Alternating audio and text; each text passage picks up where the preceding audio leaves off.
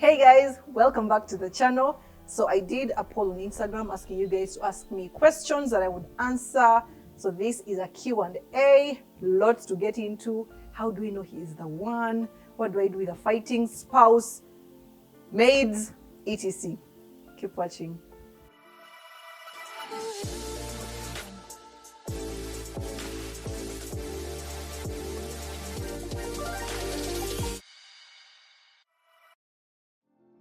All right, so question number 1. Yeah, you guys, you brought the heat. Some of these questions, yeah. Okay, first question: is it possible for marrieds to make love once in a month and the other person still loves you? Is it possible? Of course, it's possible. It's possible. When your wife gets pregnant, or when your wife delivers, sometimes you spend even 3 months without having sex and you still love her. So I would send back the question and ask, what exactly do you mean? Is it by choice? Yeah.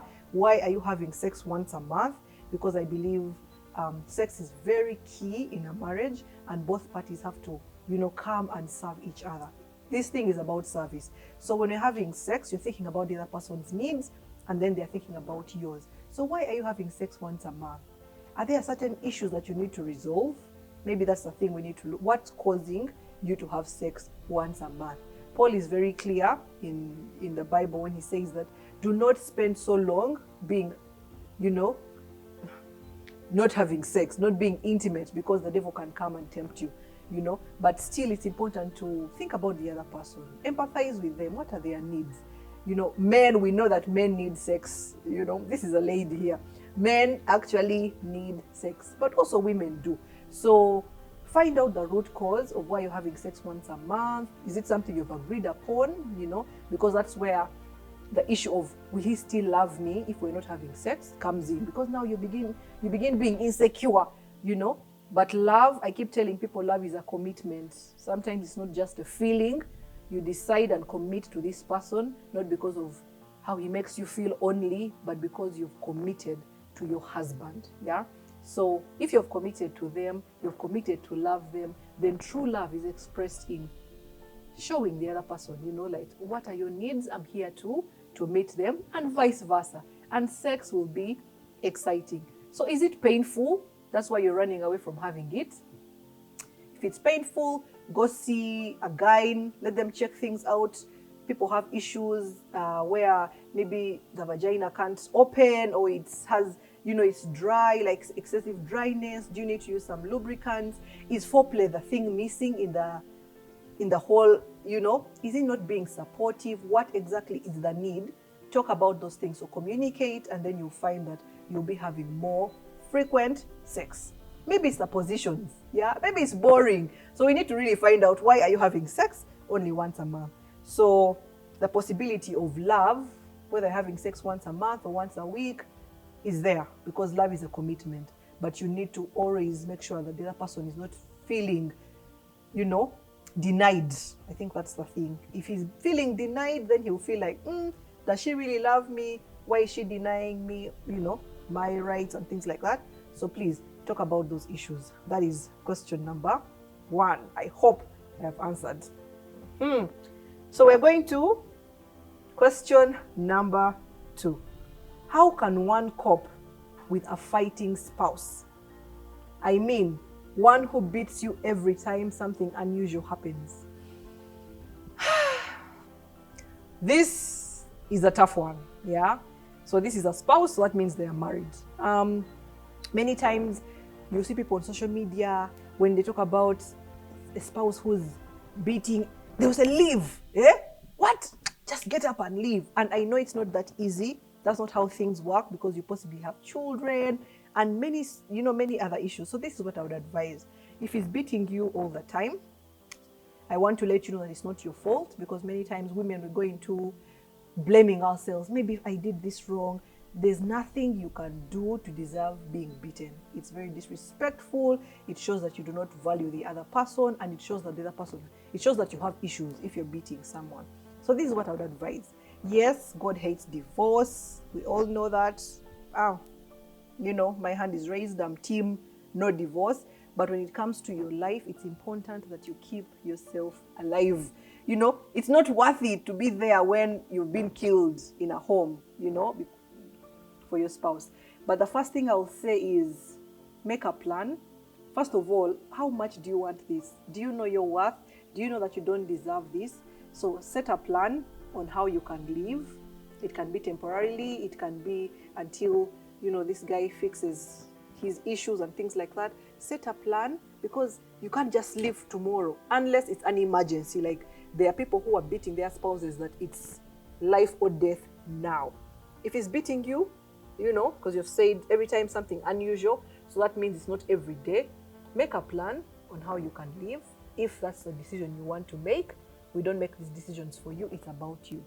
Because you have children, you don't want to just get up, leave, you have nowhere to go, you have no money, the children are in school, you know, there's so much to think about. So it's not that easy when people say leave.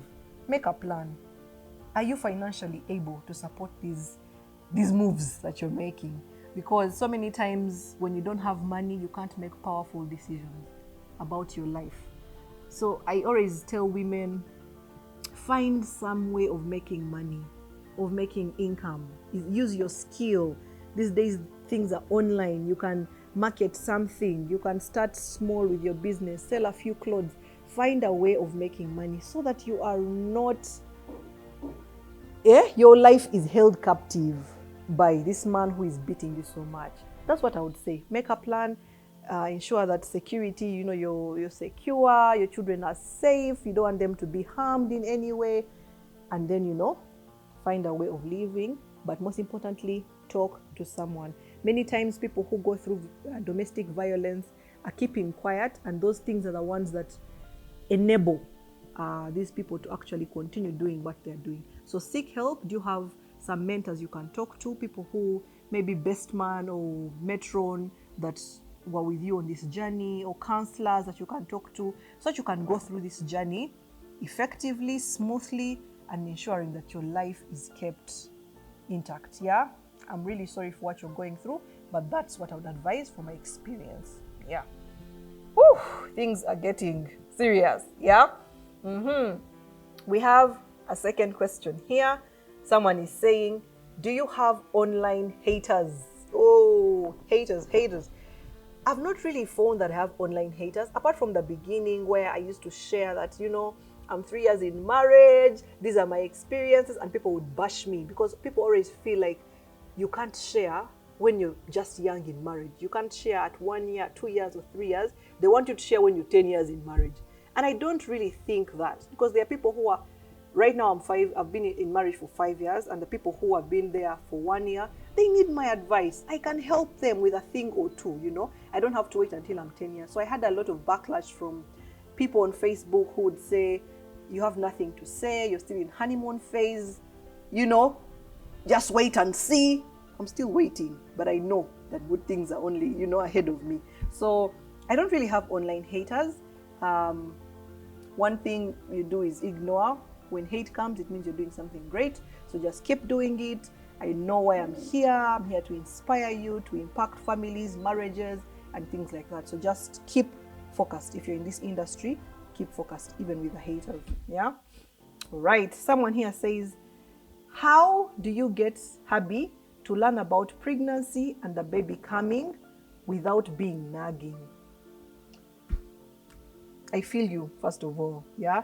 So many men, husbands these days, sometimes, you know, they feel like carry the kids, you know, and then they are away. They don't want to be involved in antenatals. They're giving excuses. Oh, we have work. What? So this is what you can do.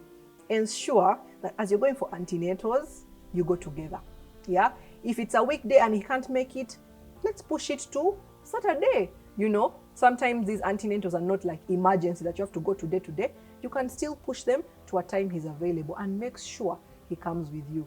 Speak to the child. You know, many times I'm praying over the child and I tell Steve, hey, come and see the baby. The baby's kicking. You know, greet the baby, talk to the baby. Like, you're just encouraging them in passing. You're not saying, why aren't you talking to the baby? Why aren't you involved? You know, they'll become defensive. So just involve them. When you feel a kick, you know, say, oh, put your hand here. feel the key. When you're praying, tell him to pray for the baby. Tell him how you're feeling. I'm feeling a bit heavy, and things like that. So many times when I go for antenatals, I see so many women alone. You're alone, you are hungry, there's no one to go get you something while you even stay in line. I just feel like no. And sometimes when I push my gynae appointments, my gynae asks me like, hey, but couldn't you come alone? If Steve is busy, I'm like, my friend, no, not yet. If I'm single, I can come alone. But now that I have my husband, please, he must come. He must be involved to hear that heartbeat, to do. He begins to connect, because I've seen lots of fathers, you give birth and there is no connection, because you as a mom have been connecting with this child in the womb, and then for them it's something new. It's like a stranger coming into their lives and they have to start the process from scratch. So if he walks the journey with you, explain to him, he will be more connected with this child. So those are some of the tips I can, share with you. Ensure that he's involved, like just, pray about it. Let him touch the belly. Let him be involved in massaging you. When that pain is there, he can do something about it. So keep him involved, even in the small, little things. Send him to buy medicine. Explain to him what folic acid is. That's the only way they will be involved. But if we wait, he will not. So please, keep talking, keep talking, keep talking. All right. Someone here asks, what are the signs to look for to know that someone is the one? I think this is the most common question. We are wondering who is the one. And first of all, I want to tell you that there is no one. Like one. No, there is no one. There are those that are desired. There are those that are, how can I say it? Like desired for your path. Yeah, depending on who you are, your character, your beliefs, and things like that. So it's not that it's only Steve who I would have made it with. No, I don't believe there is only one. But some of the things you need to look out for that I really learned, something that was really vital. And it made everything simple. Yeah. So you know how we are spirit, soul, and body. We have a spirit, we have a soul, we have a body. Now, when we're looking for partners, it's important that we consider some of these three things, So the first thing is spirit. How are are your spirits in sync, like in terms of spiritual beliefs? Are they the same? Yeah. Because you don't want to go into, you're just feeling, it's all about emotions, the soul, what. But then when it comes to spirit, you're different. That's going to cause problems. So you talk about spiritual beliefs and where you are in terms of Christianity. There are different levels. There are those who go to different churches. Yeah, you go to church X, I go to church B. Some things they are not the same. It can cause issues. So look into that. Then we go to the soul. The soul, we're talking about emotions. Are you friends? Can you hold a conversation? Are you connecting in some of those things?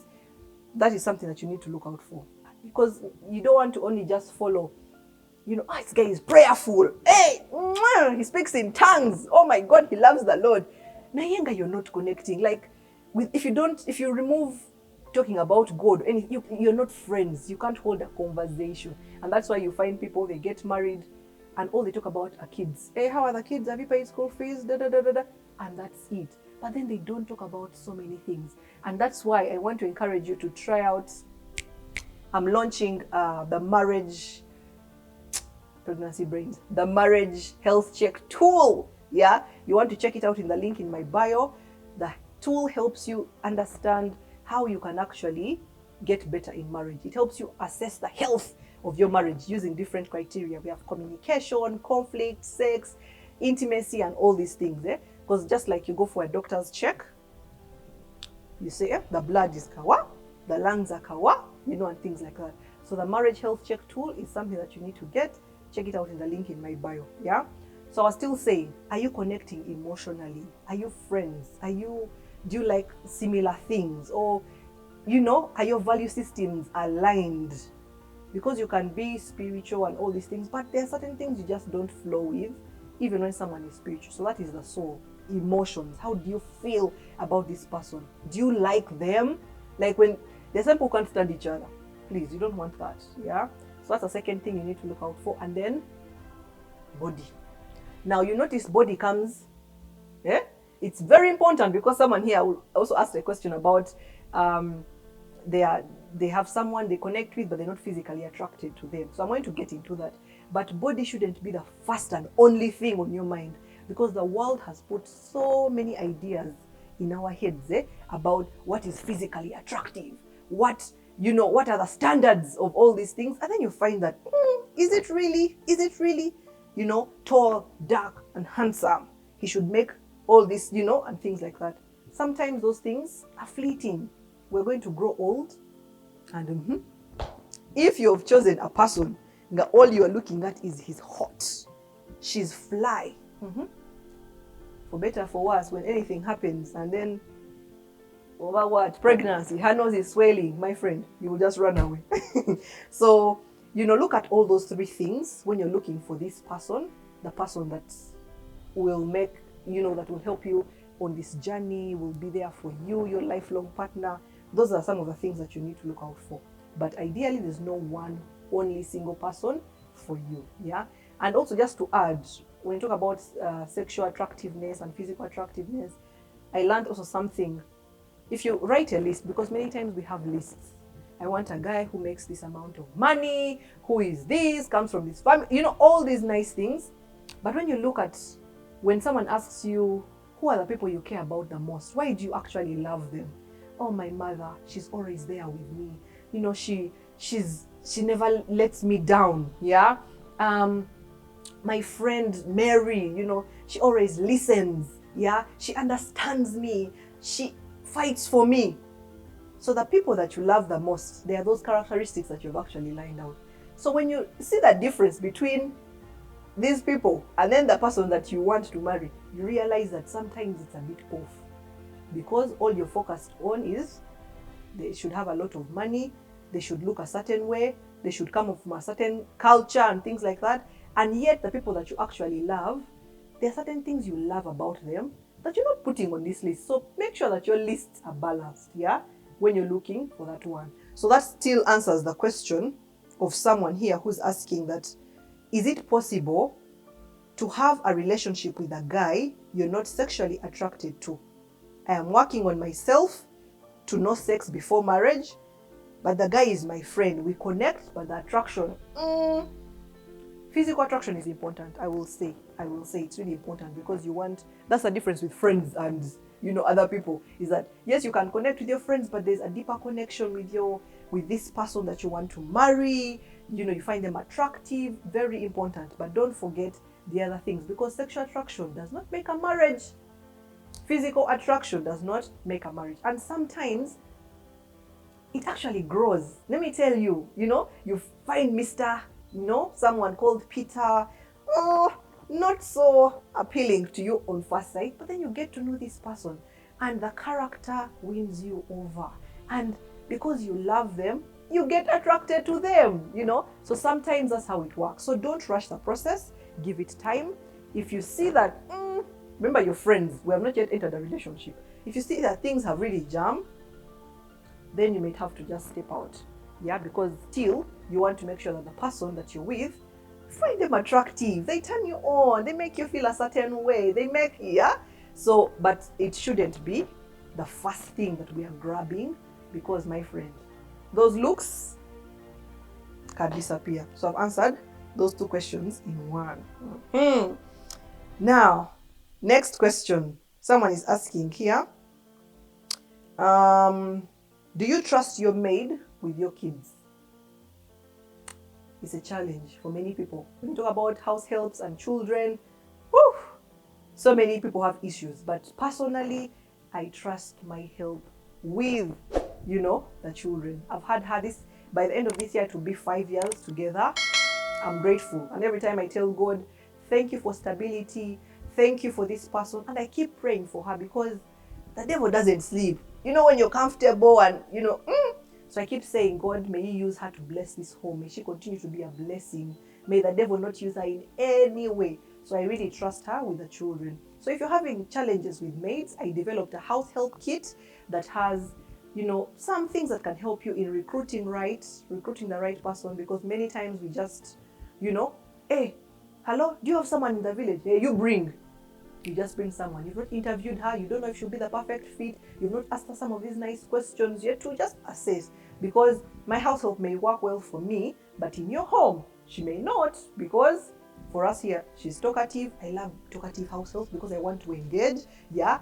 Maybe you have different cultural standards, and for you, she has to kneel. For me, she didn't have to kneel. So she may come to your home and things may not work out. So please, talk to these people so that you know if this person will align to your home. Does she like children, or is she only for housework? Those things have to be made clear. So the house help kit helps you recruit right, orient these people properly. It also helps you assess them, like appraisals. Some of our maids have been together with us for 2 years, but we have never done an appraisal. Does she, have those professional conversations with her? What do you want to achieve in this home? How long do you want to be here? What are you doing well, and things like that. So I've developed those tools for you so that you don't have to hustle. Yeah? So please check out the link in my bio to get yourself a house help kit. So yeah, I do trust the maid with my children. Finances and bills in marriage. Is the lady's money her money? So I have a detailed video on this subject. Yeah, I've talked about finances in marriage. I've been talking about money in dating. Please watch those videos. But this is what I will say.